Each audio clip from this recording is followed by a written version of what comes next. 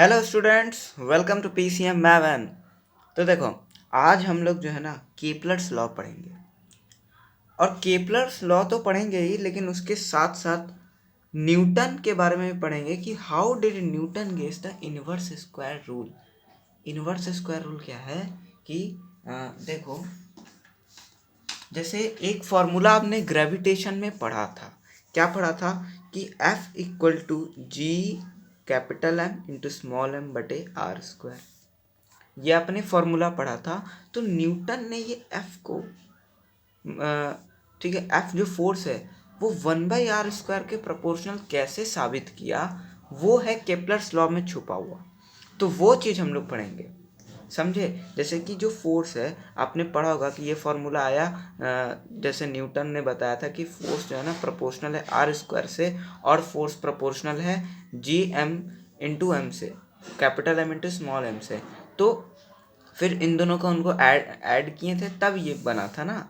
ठीक है, तो हम लोग क्या देखेंगे कि ये जो फोर्स प्रोपोर्शनल है 1/r² के, ये उन्होंने लाया कहाँ से था, न्यूटन भाई साहब ने कहाँ से लाया था उन्होंने। ठीक है, तो इसके पीछे का राज जो है ना वो केपलर्स लॉ में छुपा हुआ है। और केपलर्स लॉ में छुपा हुआ है तो हमें पहले केपलर्स लॉ पढ़ना पड़ेगा, और तब हम लोग न्यूटन कैसे बताया उन्होंने कि ये है, वो हम लोग पढ़ेंगे। ठीक है, तो केपलर्स तो भले देखो, केपलर्स का ऐसे तो 3 लॉ है। ठीक है, जिसमें थर्ड लॉ से ये वाला हो जाएगा प्रूफ, लेकिन मैं आपको लगातार ही सारे बता देता हूँ ताकि आप भी केपलर्स लॉ भी समझ जाए और ये टॉपिक भी आप लोग समझ जाए। तो जल्दी से स्टार्ट करते हैं हम लोग वीडियो। तो देखो, कुछ पुरानी बातें हैं। जैसे केपलर का पूरा नाम देख लोगे तो जोहानस केपलर था। ठीक है, उन्होंने क्या दिया था, उन्होंने 3 अपना लॉ दिया था जिसका केपलर लॉ बोल दिए थे हम लोग। ठीक है, तो देखो तीनों लॉ में क्या क्या था। पहले लॉ में था कि the orbit of a planet is an ellipse with the sun at one of the foci. अब ये क्या है, देखो, किसी भी प्लैनेट का ऑर्बिट, किसी भी प्लैनेट, जितने भी प्लैनेट्स है, चाहे वो मरकरी हो, वेनस हो, अर्थ हो, मार्स हो, जुपिटर हो, सैटर्न हो, यूरेनस हो या नेपच्यून हो, कोई भी प्लैनेट हो, उसका जो ऑर्बिट होता है ना वो इलिप्स शेप का होता है। वो वो सर्कल के शेप का नहीं होता है। अब इलिप्स क्या है, इलिप्स ऐसे अंडाकार शेप। जब इस तरह का शेप तुमको देखने को मिलेगा, एग भी देखोगे तो ऐसा ही होता है, तो इस तरह का शेप जब देखने को मिलेगा तो इस शेप को हम लोग इलिप्स बोलते हैं, समझे। और जैसे इलिप्स का देखोगे तो 2 फोकाई होता है, जैसे ये एक फोकाई है और यहाँ पे एक और होता है फोकाई। ठीक है, यहाँ पे तो ये एक फोकाई, ये एक फोकाई, इसका 2 फोकाई होता है। जैसे इस डायग्राम में देखो, अच्छे से क्लियर होगा, एक ये फोकाई है और एक ये फोकाई होगा। ठीक है, इसको ओ डैश दे देते, नाम नाम कुछ भी दे दो। ठीक है, चलो देखो, तो ये जो दोनों फोकाई है, ठीक है, सॉरी, तो उन्होंने बताया कि इलिप्स है। ठीक है, और अंदर क्या होते हैं, 2 फोकाई होते हैं, जिसमें से एक फोकाई पे क्या होता है, सन होता है, समझे। तो मैंने यहाँ सन लिख भी दिया है। और यहाँ यहाँ क्या होता है, प्लैनेट्स होते हैं। तो ये तो मैंने एक ही बनाया, दूसरा बनाऊंगा तो उस पर दूसरा प्लैनेट, फिर तीसरा प्लैनेट, मैंने एक ही पे बना के आपको दिखाने के लिए। ठीक है, जैसे कि ये ए प्लैनेट है, यहाँ पे इतने डिस्टेंस पे, बी इतने डिस्टेंस पे, सी इतने डिस्टेंस पे, डी इतने डिस्टेंस पे, ये सब है। तो मेनली इतनी बात उन्होंने फर्स्ट लॉ में बोली कि कोई भी प्लैनेट का ऑर्बिट किस शेप का है, इलिप्स शेप का है, इलिप्टिकल पाथ है उसका, और कुछ नहीं, बस यही है। चलो, अब हम लोग देखते हैं दूसरा क्या लॉ है। दूसरा देखो, बहुत आसान लॉ है। The line joining the planets and the sun swept equal areas in equal intervals. मतलब देखो, अब ये इलिप्टिकल पाथ है, यहाँ बीच पे मान लो है सन, मान लो क्या सन ही होता है, सन है। अच्छा, यहाँ पे हमारा अर्थ है। ठीक है, यहाँ पे हमारा मान लो क्या है, यहाँ पे अर्थ है, घूम रहा है, चक्कर लगा रहा है। अब टी टाइम में, ठीक है, यहाँ से यहाँ ये टी टाइम में इतना डिस्टेंस ये कवर कर लिया। ठीक है, तो इतना ये जो एरिया है ना, ये जो एरिया है ना, ठीक है, ये एरिया, अच्छा अभी याद रखना, ये एरिया अभी याद रखो। फिर ये तो एक केस है, अभी हम लोग दूसरा केस लेते हैं कि मान लो एक समय पे अर्थ यहाँ था, अब वही टी टाइम, जितने टी टाइम में ये कवर किया यहाँ से यहाँ, उतने ही टी टाइम में ये यहाँ से यहाँ कवर कर लिया, ठीक है, और यहाँ का एरिया हम लोग निकाल लिए, ठीक है। तो दोनों का एरिया क्या होगा, सेम होगा। मतलब अगर टी टाइम में अर्थ कहीं से कहीं स्वैप करता है तो उसका एरिया उतना ही सेम होगा जहाँ वो पहले किया था, अगर वो ही टी टाइम में किया है। नहीं समझ में आया? देखो, टी टाइम में अगर यहाँ भी किया तो यहाँ पे जितना एरिया होगा यहाँ पे भी एरिया सेम होगा, लेकिन टाइम सेम होना चाहिए, टाइम चेंज नहीं होना चाहिए। मैं बार बार बोल रहा हूँ कि टी टाइम में होना चाहिए। अगर यहाँ टी टाइम में है तो यहाँ भी टी टाइम में होना चाहिए, तब जो एरिया होगा ना वो क्या हो जाएगा, सेम हो जाएगा। तो तो दूसरा लॉ में उन्होंने यही बोला था। तीसरा लॉ उन्होंने क्या बोला था सर? तीसरा लॉ बोला था the cube of the mean distance of a planet from the sun is proportional to the square of its orbital period T. देखो ये डायग्राम देखना, इस डायग्राम में क्या है, मीन डिस्टेंस बोल रखा है। मीन डिस्टेंस मतलब देखो यहाँ से अगर यहाँ पे प्लैनेट है, यहाँ से उसका दूरी अलग, यहाँ पे है, यहाँ से दूरी अलग, क्योंकि इलिप्टिकल में थोड़ी सर्कल थोड़ी है जो रेडियस हर जगह सेम होगा, ठीक है। यहाँ पे क्या है, यहाँ तो देखो डिस्टेंस ज़्यादा हो जाएगा, यहाँ पे डिस्टेंस कम हो जाएगा, तो अब बहुत डिस्टेंस का तो अंतर बहुत ज़्यादा होगा। तो क्या लिए, मीन डिस्टेंस लिए, मतलब एवरेज डिस्टेंस, ठीक है। मान लो यहाँ का 4 है, यहाँ का 3 यहाँ का 2 है, तो लगभग उसका मीन ले लिए हैं। और जो मीन डिस्टेंस है उसको हम लोग किससे रिप्रेजेंट कर रहे हैं, आर से। तो उन्होंने क्या बोला कि जो मीन डिस्टेंस है प्लैनेट का, उसका सन से जो मीन डिस्टेंस है प्लैनेट का, वो जो होगा वो उसका क्यूब जो होगा वो प्रोपोर्शनल होगा टी के स्क्वायर के, मतलब टाइम पीरियड के स्क्वायर के। टाइम पीरियड का मतलब जो एक बार में कोई भी प्लैनेट कितने समय में अपने ऑर्बिट को पूरा करता है वो वाले टाइम, ठीक है। तो उसका जो ऑर्बिटल पीरियड है, ऑर्बिट पे कितने देर में घूमता है, तो उसका जो टाइम है, टाइम पीरियड है, उसके स्क्वायर करते हैं ना, तो वो आर क्यूब के प्रोपोर्शनल आ जाता है। मतलब उन्होंने बोला कि R cube upon T square जो होगा ना वो हमेशा कांस्टेंट होगा। हर प्लैनेट के लिए ये एप्लीकेबल है। इसको हम गहराई से बताते हैं।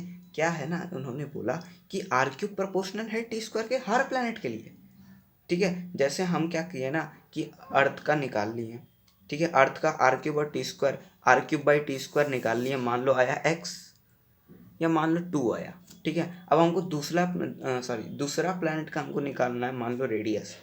तो क्या हम लोग अर्थ के वाले को दूसरे वाले प्लैनेट के इक्वल कर देंगे, तो यहाँ से हमको दूसरे वाले प्लैनेट का आर पता चल सकता है या टी पता चल सकता है, अगर हमको कोई एक पता होगा पहले से, ठीक है। मान लो हमको दूसरे वाले प्लैनेट का आर पता है, तो हम इससे अपने अर्थ से उसमें इक्वेशन दोनों के इक्वल करेंगे, वहाँ से टी का वैल्यू निकाल सकते हैं हम लोग।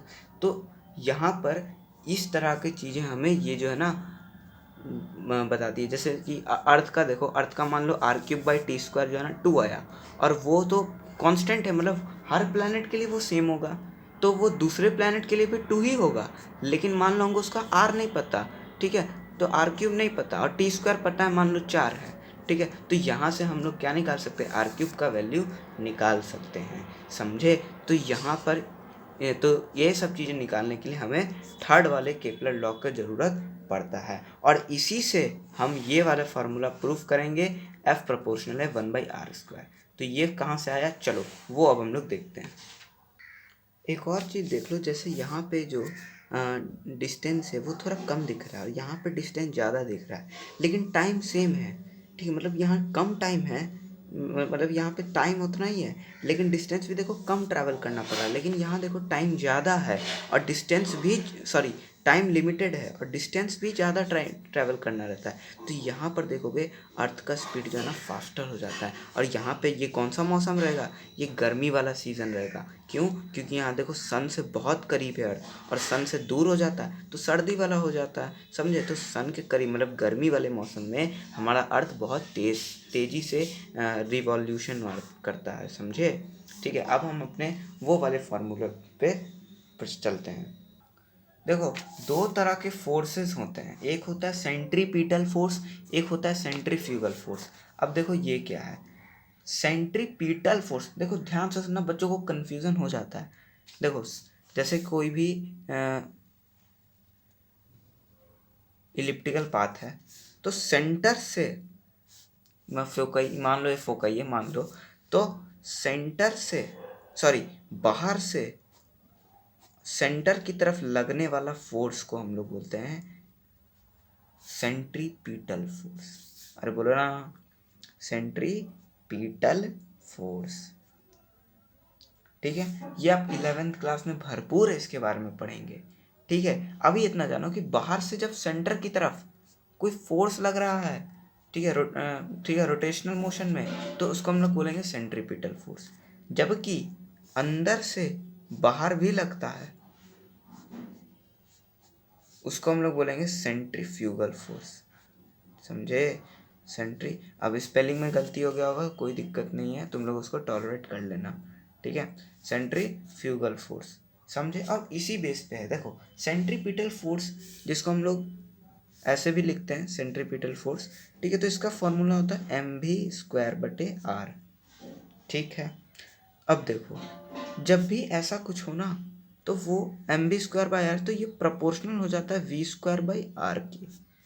v²/r के कैसे सर? देखो जैसे इसका एकदम फील दिलाएंगे हम तुमको, जैसे x = 3y है। इसका मतलब क्या है कि अगर तुम y को भी अब मान लो y का वैल्यू 2 है, तो x का वैल्यू क्या हो जाएगा 6। अगर y का वैल्यू 3 है तो x का वैल्यू क्या हो जाएगा 9। मतलब y का वैल्यू जितना हम बढ़ा रहे हैं उतना x का वैल्यू भी बढ़ रहा है। मतलब जो x है वो प्रोपोर्शनल है y के। ठीक है, तो यहाँ पे जो कांस्टेंट है उसको हम हटा दिए और y को प्रोपोर्शनल में ला दिए।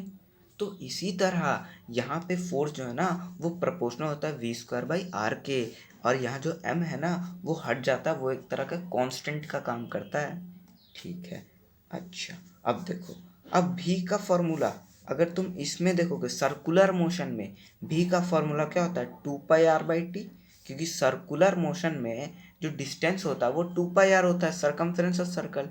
ठीक है, देखो वेलोसिटी का फॉर्मूला ही क्या होता है डिस्टेंस अपॉन टाइम, और सर्कुलर मोशन में स्पेशली डिस्टेंस हो जाता है 2πr और t, तो 2πr/t। तो सेम इसी इसमें भी जो वेलोसिटी हो जाएगा वो प्रोपोर्शनल हो जाएगा r/t के। तो वेलोसिटी जो ये आया ना, अब वेलोसिटी का वैल्यू इस पे रख दो। ठीक है, तो v²/r पे रख दो, तुम क्या क्या रखोगे r/t का होल स्क्वायर, क्योंकि v का वैल्यू ये ला दिया, उसका होल स्क्वायर हमने कर दिया /r। अब तुम देखो फोर्स जो होगा वो r²/t², इसको कर लेना तो ये आ जाएगा r² × r/t², ये हो जाएगा। ठीक है, कोई दिक्कत है? अब देखो हमने क्या पढ़ा था, देखो जरा तुम देखो, हमने सॉरी हिल गया थोड़ा, हाँ चलो देखो, हमने पढ़ा था कि r³ जो है वो प्रोपोर्शनल है t² के। मतलब हम t² के वैल्यू पे r³ रख सकते हैं, तो रख देते हैं ना, रखने में ही हमारी भलाई है, उसी से ही निकलता ही है, तो रख दो। क्या रखोगे t² पर हम लोग r³ रख देते हैं। ठीक है, तो यहाँ पे क्या होगा r²/r पर पावर 4 हो जाएगा, यहाँ से r² बचेगा, तो फोर्स आ गया ना 1/r² के, मतलब फोर्स प्रोपोर्शनल है 1/r² के। और यहाँ से ये जो है ना चीज न्यूटन साहब ढूंढते हैं कि ये आया कहाँ से, तो ये यहाँ से आता है, केपलर के ही लॉ से आता है, थर्ड लॉ को इस्तेमाल करके हम ये निकालते हैं।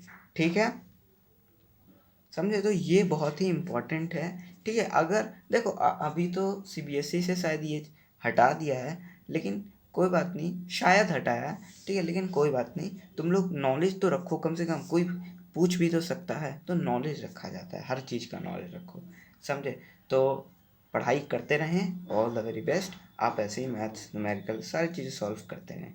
ठीक है, और यहाँ पर जो है ना ये चीज़, ये एक बार कॉपी में घर पर ज़रूर बिना देखे ज़रूर ट्राई कीजिएगा, ताकि आपको याद रहे। ठीक है, तब तक के लिए बाय।